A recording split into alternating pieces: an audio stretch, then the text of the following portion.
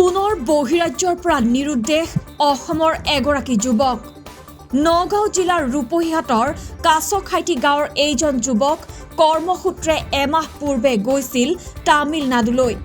কিন্তু বৃহস্পতিবাৰে পুৱাৰ পৰা ৰহস্যজনকভাৱে নিৰুদ্দিষ্ট হয় যুৱকজন।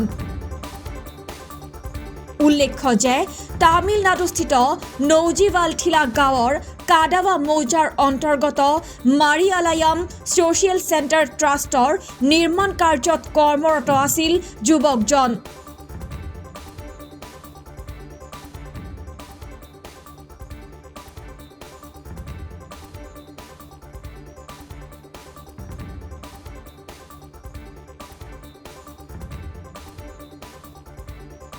কিন্তু হঠাতে বৃহস্পতিবাৰে পুৱা প্ৰায় 5:30 বজাৰ পৰা ভাড়া ৰুমৰ পৰা নিৰুদ্দেশ হৈ পৰে যুৱকজন,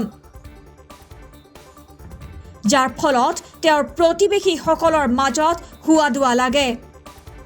প্ৰতিবেশীসকলে পুৱাৰে পৰা অঞ্চলটোৰ বিভিন্ন ঠাইত যুৱকজনৰ সন্ধানত বিচাৰ খোচাৰ অব্যাহত ৰাখিছে যদিও এতিয়ালৈ কোনো ধৰণৰ সন্ধান পোৱা নাই।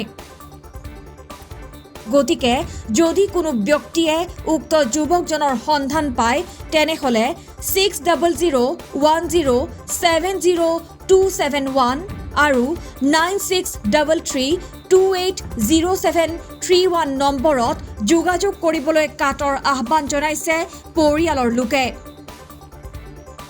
যুৱকজনৰ নিৰুদ্দেশক কেন্দ্ৰ কৰি ইতিমধ্যে চিন্তিত হৈ পৰিছে পৰিয়ালৰ লোক। হয়, যিজন ব্যক্তিৰ ফটো ইতিমধ্যে আপোনালোকক দেখুওৱা হৈছে, এইজন মোৰ দাদা হয়, ডাঙৰ দাদা। এখেত কৰ্মসূত্ৰে একমাহ পূৰ্বে তামিলনাডুত গৈছিলে, লগৰীয়াৰ সৈতে একেদিন কামত আছিলে। কিন্তু যোৱাকালি ৰাতিপুৱা 5টামান বজাত ৰুমৰ পৰা লগৰীয়াৰ মাজৰ পৰা নিখোজ। লগৰীয়াবোৰে মানে ওচৰে পাঁজৰে বহুত ঠাইত বিচাৰ খোচাৰ কৰি আছে, এতিয়ালৈকে তাৰ কোনো সন্ধান পোৱা নাই। গতিকে মই সমগ্ৰ ভাৰতবাসীৰ লগতে অসমবাসীকো মই অনুৰোধ জনাম, যদি এইজন ব্যক্তিক, মোৰ দাদাক যদি কোনোবাই দেখা পায়, আমাৰ ইয়াত ফোন নম্বৰ দিয়া আছে, উক্ত ফোন নম্বৰত যোগাযোগ কৰিব। আপোনালোকৰ কিবা সন্দেহ হয় নেকি? সন্দেহ হয়, মোৰ দাদাজন অলপ মানসিক বিকাৰগ্ৰস্ত আছিলে, ইমানখিনি নহয়, অলপ আছিলে। কিন্তু আমাৰো এটা সন্দেহ হয়, তাতে জেগাডোখৰ বহুত জংঘলৰ ভিতৰত বোলে শুনা পাইছোঁ। কিন্তু আমাৰ সন্দেহ হৈছে মানুহজন নিখোজ হোৱাৰ কিবা এটা হয়তো ৰহস্য যেন সোমাই আছে তাতে। গতিকে মই প্ৰশাসনকো অনুৰোধ জনাম, যদি মোৰ দাদাৰ সন্ধান পায় তেনেহ'লে নিশ্চয় আমাক অৱগত কৰাব। হয়, যিহেতুকে আমি অসমৰ পৰা কৈছোঁ, অসমৰ নগাঁও জিলা ৰূপহীহাটৰ কাছখাইটিৰ পৰা কৈছোঁ। আমিতো তামিলনাডুলৈকে গৈ বিচাৰি ওলোৱাটো আমাৰ পক্ষে সম্ভৱ নহয়। গতিকে তামিলনাডু, কেৰালাত বহুতো আমাৰ ইয়াৰ মানুহ আছে। আপোনালোকক মই অনুৰোধ জনাম, এই নিউজটো যিমান পাৰে শ্বেয়াৰ কৰি দিব।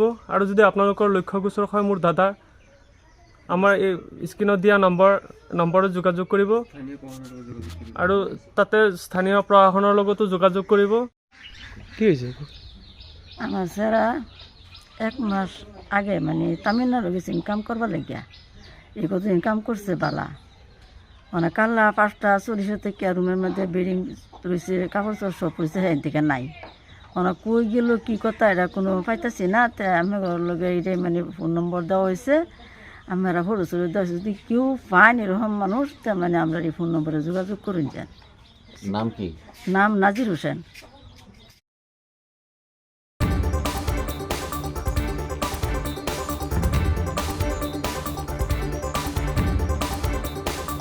ৰূপহীহাটৰ পৰা আমানুল্লাহ খানৰ ৰিপৰ্ট, B24 অসমীয়া।